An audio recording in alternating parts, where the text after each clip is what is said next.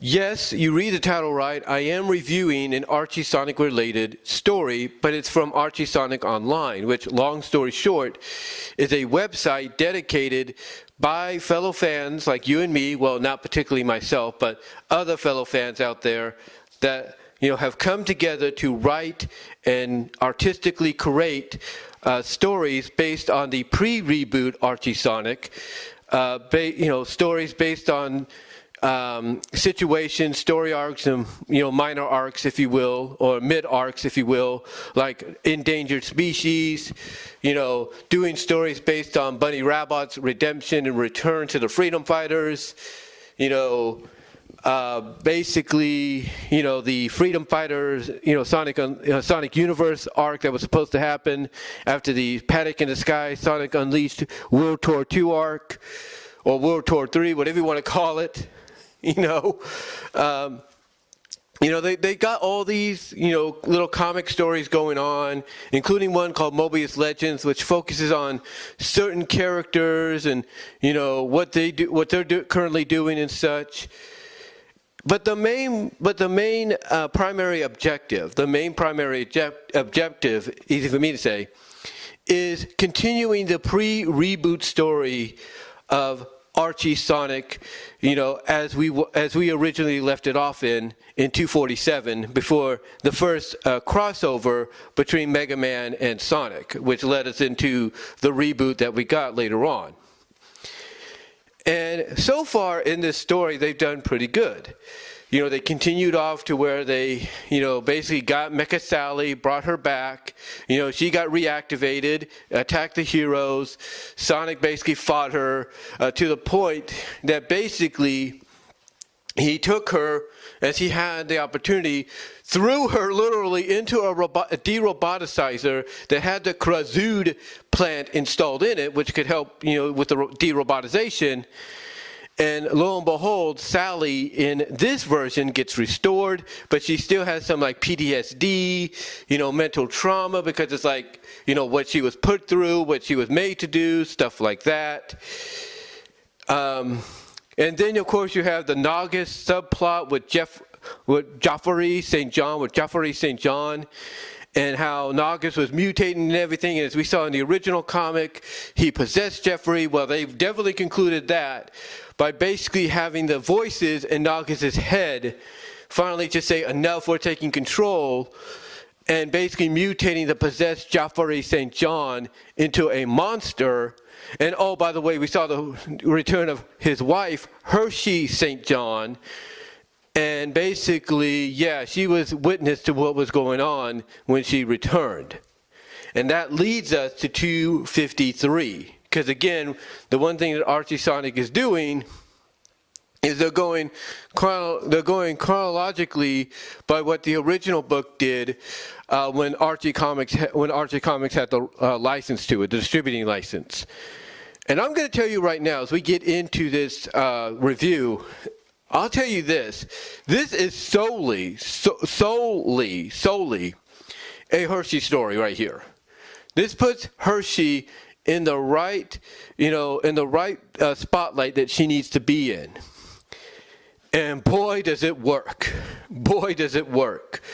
Because basically, the 252 ends with Sonic having the Sword of Acorns, getting ready to strike down on this possessed Joffrey, on this Nagus possessed Joffrey St. John. And what happens as he's getting ready, as we begin the story and everything, as he's getting ready to strike down on the Nagus possessed Joffrey St. John, Nagus, ends up grabbing Larry the Lynx, who's part of the Secret Freedom Fighters from the original book. He ends up grabbing him and basically preventing Sonic from going through with attacking him, because Sonic doesn't want to attack Larry, because if Sonic would have gone through with it, he would have killed Larry, basically. So, long story short, Nagus takes advantage of this, beats Sonic down, gloats at the fact that he's won, that it's over, that the farce is over. But instead, what happens is Hershey grabs the sword because it lands in front of her, and she literally shish kebabs literally the possessed Nagus Jeffrey in the stomach, causing him to fall over. And you can see Jeffrey, a little bit of him coming out saying, thank you. And he falls over off of the castle, because on top of the castle, he falls over to the ground, gets buried in rubble. And then as they're all coming back down from the roof, you have Elias, Sally's brother from the comics, who is the rightful king and everything. You have Elias grab the sword and use its magic to basically restore Jeffrey back to his normal form, his normal skunk boy form, but not entirely, because he tells Nagus, get out of Jeffrey right now. Get out of him right now. And he does. He gets out of him and all that. You see Nagus, he's in his mutated form. You have Nagus basically saying, finish me. I don't want to deal with this pain and humiliation anymore. And Elias is like, yeah, that would be too easy to do. That would be too easy to do. So what he does is he basically swipes at Nagus' beard. It looks like maybe he cut his beard off, or even just went through with it. Like, he gave Nagus what he wanted. But no, what he did somehow, thanks to the Sword of Acorn's magic, and he's even not sure how he did it. We find out later on that even Elias is not sure how he did it with the sword. One can, like I say, sum it up to the sword's magic. He basically slices at, Nagus, making it look like he's giving Nagus what he wants, basically death, if you will. And instead, he just basically rebukes these spirits, the ones that were controlling Nagus, out of his body into oblivion. So Nagus, he sees this, he sees he's back to normal. He says, he's shouting out, oh, thank you, the free, I'm free. He's happy that he doesn't have to deal with this anymore. But then Elias is like, yeah, you can do one other thing now too. Give me back the crown. Give me back my kingdom. And Nagus at first, it's like, oh, and Nagus at first tries to pull a Scar. Tries to pull like a Scar, like what Scar did in The Lion King before he fought Simba. He tries to pull that, with his magic staff, but he can't, because his magic's gone. And again, we find out later on that Elias basically says he's not sure how he did it, but not only was he able to rebuke those spirits out of Nagus, but he was able to seal away Nagus' magic within him for who knows how long. Indefinitely, we would assume. So anyway, long story short, he tells Nagus, give him back the crown, and everything. And Nagus, realizing he has no more magic and everything, gets down on his knees, gives him the crown, and says, I rescind the throne to you. Basically, he gives the throne back to Elias. And Elias then tells him, yeah, that's right. That's exactly what you do. That's exactly what you're going to do. And oh, by the way, get out of the city. Get out. We don't want to see you here again. And that's what happens. So anyway, everybody's celebrating. We transition over to later on where Joffrey's in the hospital. And, he's remembering basically what happened months prior to all of this going down, to all this chaos going down. He's remembering back months prior to all of this happening, to when him and Hershey were sent on separate missions. Him being sent to the Overlanders to try to make peace, and her being sent to America, if you will, as an undercover agent in the Dark Legion. And, he's remembering back to this, and then that's when he's waking up, when he hears his name being called out by Hershey, and apparently he's okay, he's fine. And he finds out that he's been pardoned pardoned of all his crimes due to the former king, thanks to the former king, which was of course Nagus. And basically, again, Elias explains to Joffrey and exactly, and everybody else exactly what happened. Like, he's not totally sure how he did it, but he sealed away Nagus' magic, got rid of those spirits and Nagus, if you will, and so on. And Joffrey then apologizes for putting everybody through, the hell that he put them through.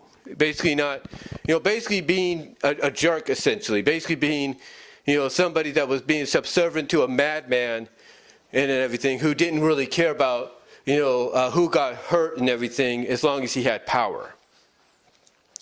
So anyway,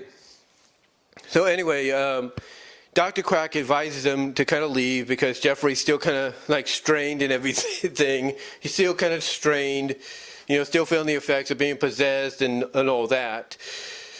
So everybody leaves except for Hershey, and Hershey stays with him, and they kind of go over what exactly happened, like, what happened, what caused her to disappear. And she basically said that everything was going according to plan, for a while. Like, basically, she went to where she had to go and saw America, was in contact with Lupe of the wolf pack, in the Philada,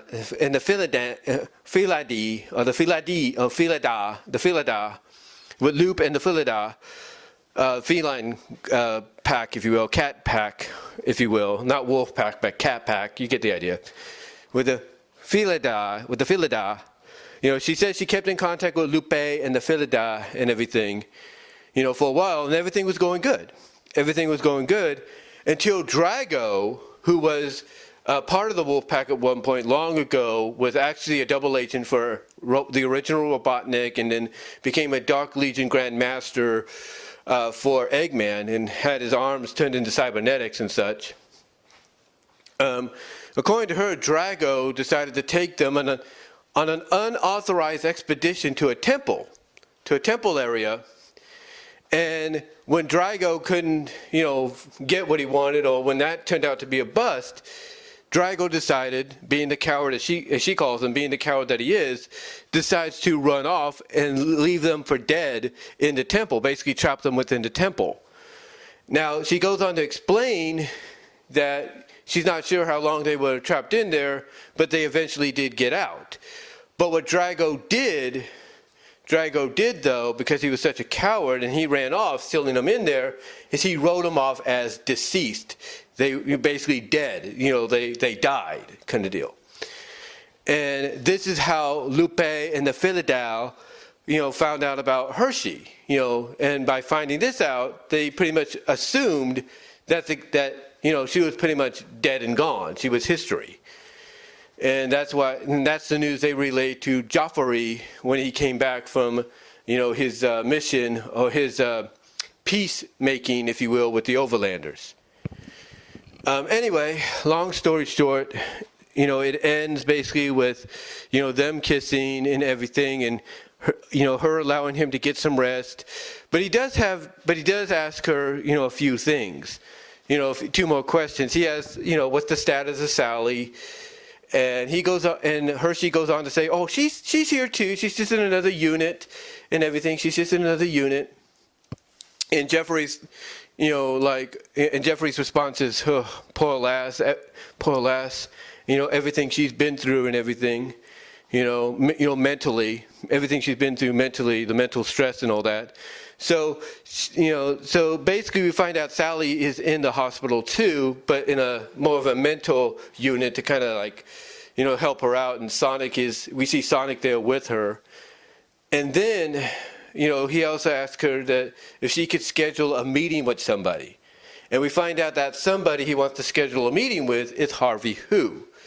Because it's during night, and just as Dr. Quack is leaving, basically saying to him, telling himself, man, why can't I have asking himself basically why can't I have normal patients and everything? Because he notices Joffrey's injuries are getting healed up quicker than he thought. So after he leaves, Harvey Who comes in, and Joffrey compliments that nighttime is probably best for the nocturnal types like them. And Harvey's like, oh no, I have plenty of time to speak with any new recruits. And what that's kind of leading into is the secret freedom fighters are going to still be a thing, but instead of having Elias as a part of it, we're now going to have Joffrey and Hershey be part of the secret freedom fighters. And that's mainly the end of the main story, which is the only thing I'm going to focus on. They do have a backup story. But I'm just focusing on the main story. And I have to say, and I've said this before, I'll say it again, if there's one thing I like about being part of this fan base, is how artistic and how dedicated, how artistic and dedicated and script wise and everything that this fan base is. I mean, the passion they have to, go out and say, look, Ian, the passion for them to go out and say, hey, look, Ian, just because you couldn't finish it the way you wanted, the main book, the pre-reboot version of the book, doesn't mean we're not going to. And I love the fact that they are doing that. I love the fact that they are doing that. They are going out of the way, to make this happen. I like that. I like the fact that they're willing to take any ideas they got from the Lost Bumble King stories or folder that Ian put up at one point. I love that they're taking that and building on it. I love the fact that they're taking that and building on it and building on it and building on it, and going from there. And what's crazy is no one can really say anything because this is a fan project. It's nonprofit. What they're doing is they're trying to continue something that should have never really ended because of some behind-the-scenes bullshit. Excuse my language. And so I do like that. I do appreciate that. And what's great about it is it feels exactly it feels basically exactly like something that Ian Flynn, can't believe I'm saying this, Ian Flynn and his crew would be writing, currently as we speak. It feels genuine to the core. It feels like something, that Ian Flynn and his crew would write in Archie Sonic, if not currently right now in the IDW Sonic. So that's why I like it. That's why I really like it. Now, the next issue they're going to be working on, because they do take time to work on these. I assume they take like six months to a year to work on these, because like I said at the beginning, they have other projects they're working on, other comics that they're working on. And have to focus on, unless they have plenty of people to be able to spread it all across, with. Basically, long story short, it takes them a while to do this. Like I said, it takes them about 6 months to a year, if not less. And the next story they're working on is going to be really interesting because it's going to be the rebuilding phase for the Freedom Fighters, because the cover they have for the next one, or at least that's going to be the cover they're working on, is you see, it looks like Sonic's hand putting together the pieces of the puzzle. And it's a puzzle that has a picture of the Freedom Fighters. So I really like the idea, and looking forward to it. I'm really liking and looking forward to the idea of basically the next arc, being the Freedom Fighters, being brought back together. And I like how it's going to coincide with the Sonic Universe arc that focuses on Bunny Rabbit's return as well. So it's going to be something. It's going to be something to look forward to. How many issues they do that one for is going to be up to them. But I can't wait. And again, I am truly impressed with this fan base, through and through, with the fact that they have, with the fact that they find the time, I should say, to put stuff like this together and give the fan base something that they've been wanting for quite some time, but they've never had the opportunity to get, officially, because of, like I said, some behind the scenes BS, if you know what I mean. Some behind the scenes BS. But anyway, though, guys, let me know what your thoughts are on the comic. If you've read it, how do you feel about the issue? And what do you think, and what do you see going forward with Archie Sonic Online? How do you feel that they're going to approach, the next story, which is going to basically be building up to the return of the Freedom Fighters? What are your thoughts on that? Also, give me your thoughts on how you feel about Archie Sonic Online overall. And what would you like to see them do? What would you like to see them tackle story-wise, if you will?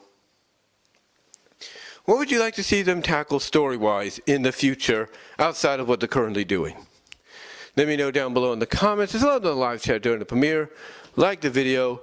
But yeah, I gotta give them a thumbs up. They did a great job here, and I hope to see more in the near future.